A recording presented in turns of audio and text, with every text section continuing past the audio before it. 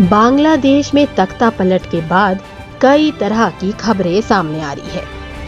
इसमें से एक है खालिदा जिया को लेकर।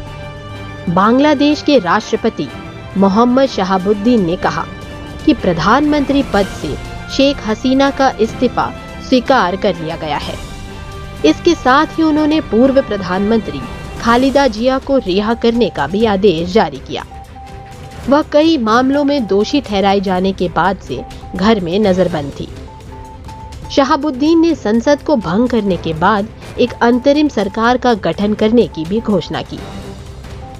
साल 1996 के आम चुनाव पर गौर करें तो इसके अगले दौर में अवामी लीग सत्ता में आई। हालांकि 2001 में खालिदा जिया की पार्टी ने फिर से वापसी में सफलता पाई और सरकार बनाई। खालिदा जिया साल 1991, 1996 के अलावा 2001 के आम चुनावों में 5 अलग अलग संसदीय निर्वाचन क्षेत्रों से चुनी गई। 1980 के दशक से ही जिया की मुख्य प्रतिद्वंदी अवामी लीग की नेता शेख हसीना रही, जो भारत के प्रति नरम रुख रखती है।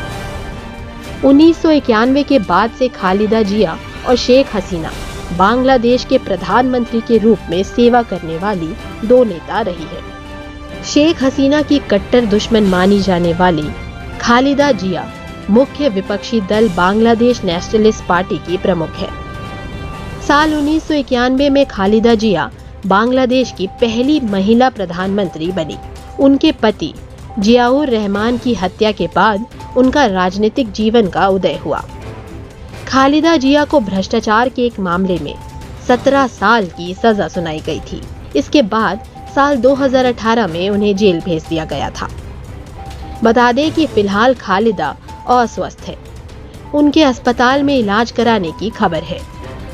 सेना की ओर से कहा गया है कि बांग्लादेश की जेल में बंद पूर्व प्रधानमंत्री खालिदा जिया को रिहा कर दिया गया है। इसके बाद यहां शांति व्यवस्था को बहाल करने का प्रयास जारी है। बता दें कि पीएम शेख हसीना के देश छोड़ने के बाद बांग्लादेश में अराजकता का माहौल है। बांग्लादेश में तख्ता पलट और शेख हसीना का इस्तीफे के बाद से देश में अलग अलग इलाकों में हिंसा का माहौल बना हुआ है। ढाका में बांग्लादेश के चीफ जस्टिस के घर में प्रदर्शनकारियों के द्वारा लूटपाट की गई। बांग्लादेश की पुलिस व्यवस्था पूरी तरह से ध्वस्त हो गई। सड़कों पर कोई पुलिस नहीं है। यहाँ तक कि बांग्लादेश के बॉर्डर गार्ड के जवानों को भी वापस बुला लिया गया है और वे ड्यूटी पर नहीं हैं।